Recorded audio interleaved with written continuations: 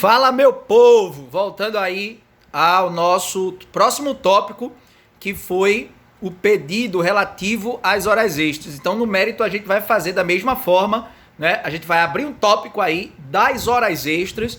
Lembre que a jornada que eu coloquei para vocês lá em cima é uma jornada extenuante, a jornada que suplanta as 8 horas diárias e 44 horas semanais, limites estabelecidos pela Constituição Federal, tá? Que nesse caso, ou o empregador compensa a jornada de trabalho que ultrapassou, lembrando que o limite é 2 horas além da oitava, tá? Se não houver essa compensação, o empregador terá que pagar o adicional de horas extras, que é de no mínimo 50% em cima da hora normal. Então, veja que aí a gente tem que citar a jornada na narração fática. Então, eu suscito o tópico das horas extras, pulo uma linha, abro o parágrafo e começo dizendo qual foi a jornada do autor.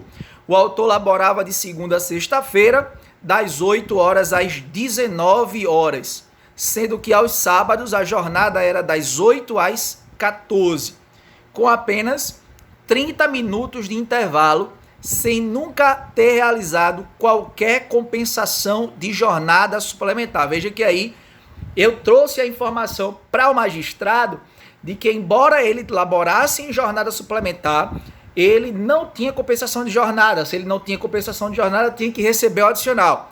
E aí eu fiz a informação complementar ou recebido o adicional de horas extras. Simplesmente está aí dizendo que o empregador foi omisso quanto a essa regra constitucional juslaboral. Você vai pular outra linha e vai fundamentar, abrir o parágrafo e fundamenta, dizendo que a Constituição e a CLT diz que esse empregador terá que pagar o adicional de horas extras a esse empregado. E você vai colocar no texto como eu coloquei aí. De acordo com o artigo 7º, inciso 13 da Constituição Federal e artigo 58 da CLT, a jornada máxima diária é 8 horas e a semanal é 44 horas. Todavia, a jornada foi ultrapassada e esses limites, né, foram suplantados, conforme informado acima na jornada do obreiro. E aí você vai pedir a condenação no outro parágrafo, por uma linha, abre o parágrafo e diz, e começa com a expressão, que ela é uma expressão, né, que vai finalizar aí, que vai demonstrar aí, em virtude daquilo a gente está pedindo isso.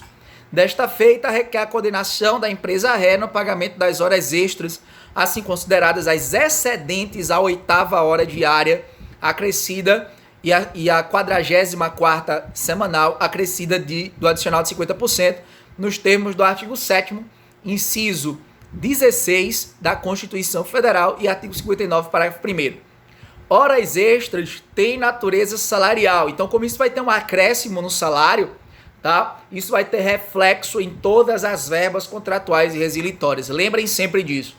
Por isso que eu coloquei o contraponto aí, periculosidade e horas extras, verbas essas que, se deferidas, têm reflexos nas demais verbas, e intervalo intrajornada, que após a reforma trabalhista, repito, após a reforma trabalhista, deixou de ter natureza salarial.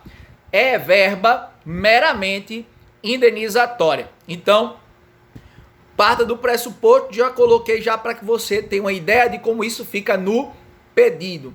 Lá nas horas extras, você vai pedir os reflexos, conforme você pediu lá na periculosidade. Já no intervalo intrajornada, não. Veja como é que está aí o nosso pedido de intervalo intrajornada. Lembre-se que a determinação da CLT lá no artigo 71 é de que, se o obreiro trabalha mais de 6 horas, o intervalo mínimo intrajornada deve ser de 1 hora, tá? E no máximo de 2, com previsão em acordo com previsão em norma coletiva.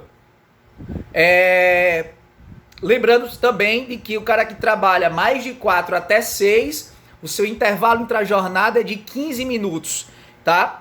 15 minutos. Então, se esse período de 1 hora mínimo aí, já que ele trabalhava mais de 6 horas, não foi respeitado, lembre-se que no nosso caso prático, ele só tinha intervalo de 30 minutos e não traz a expressão, no nosso caso prático também, de que existia acordo ou convenção coletiva dispondo sobre intervalo menor, né, diminuindo para 30 minutos, porque é possível, após o artigo 611-A da CLT, ter flexibilizado essa regra. Então nós vamos pedir a concessão do intervalo intrajornada a esse obreiro, que não foi observado durante todo o contrato. Então veja como é que fica o nosso pedido. Suscita o tópico do intervalo intrajornada, já que não foi respeitado, né? Ele deveria gozar 1 hora de intervalo e apenas usufruía 30 minutos. Aí você vai pedir a incidência do adicional apenas sobre o período restante, apenas sobre o período que ele deixou de usufruir, que no caso é 30 minutos, tá? Antes a gente tinha um entendimento simulado pelo TST de que se a concessão fosse parcial, o adicional de 50% incidia sobre o mínimo de 1 hora, mas agora o entendimento mudou com a reforma trabalhista, a incidência do adicional é apenas sobre o período suprimido.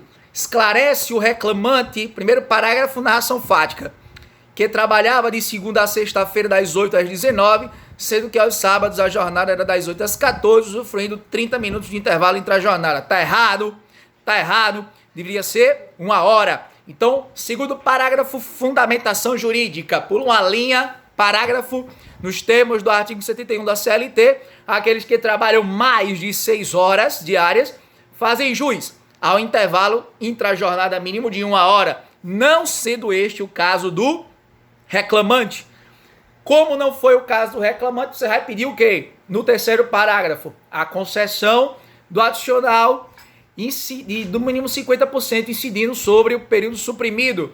Diante do exposto, requer a coordenação da empresa reclamada ao pagamento do período suprimido, ou seja, 30 minutos, você vai ter que mencionar qual é o período suprimido, acrescido de 50%, que é o mínimo, conforme testifica o artigo 71, parágrafo 4º da CLT. Então veja aí, meu povo, não pedir reflexo desse adicional aí nas demais verbas contratuais e resilitórias, porque, segundo o artigo 71, parágrafo 4º da CLT, esse adicional que vai incidir sobre o período suprimido não tem natureza salarial. Ele tem natureza indenizatória. Como ele tem natureza indenizatória, não reflete nas demais verbas contratuais e resilitórias, diferentemente do que a gente viu nos tópicos acima, quando a gente trabalhou horas extras e periculosidade, que tem sim natureza salarial. Minha esposa está olhando para mim aqui rindo. Mas meu povo, agora é momentos, né, de coronavírus, momentos de aula na web, né, aulas no YouTube, e a gente aí tá inovando aí para vocês, porque Fred dá trabalho. Repita aí, meu povo, Fred dá trabalho. Então vamos lá, salário família. Foi informado, meu povo, aí no caso prático, lógico, eu fui um pouco resumindo demais. Eu tinha que informar a idade dos bambinos. O cara tem 2 filhos menores, mas eu não informei a idade, tá? É necessário informar a idade, porque a determinação, né, com relação ao salário família é com a idade de até 14 anos. Então, se ele tivesse um filho de 13, outro filho de 12, tá? E não tinha recebido aí salário família, sendo ele de baixa renda salarial, que era o caso dele, que recebia um salário mínimo, tá? Ele teria direito às cotas de salário família, e eu não expliquei isso no caso prático. Mas aí, de qualquer forma, como era a minha intenção mostrar a vocês que vocês não devem ter atenção só com a CLT, só com a Constituição, só com a jurisprudência, mas também com a legislação trabalhista, que nesse caso aqui, uma legislação inclusive previdenciária 8213/91, vocês têm que ter esse cuidado de ter um material que indique você, no momento que você for fazer a pesquisa no índice, toda a legislação pertinente àquele tópico. Se você for pesquisar lá salário família, vai estar lá todo o arcabouço normativo que eu coloquei aqui na nossa peça. E você tem que ser muito cuidadoso na fundamentação jurídica, sob pena de você não fundamentar juridicamente da forma correta. E se você não fizer isso, você penaliza aí seus pontos e a banca não vai colocar a pontuação necessária para você passar na OAB e ganhar a sua vermelhinha. Então vamos lá. O reclamante tem 2 filhos menores, conforme certidões de nascimento, entretanto, nunca recebeu as cotas de salário família. Tem que falar a idade, tá? Então, essa foi a narração fática. Se ele não recebeu, a fundamentação jurídica vai dizer que ele faz direito, que ele tem direito.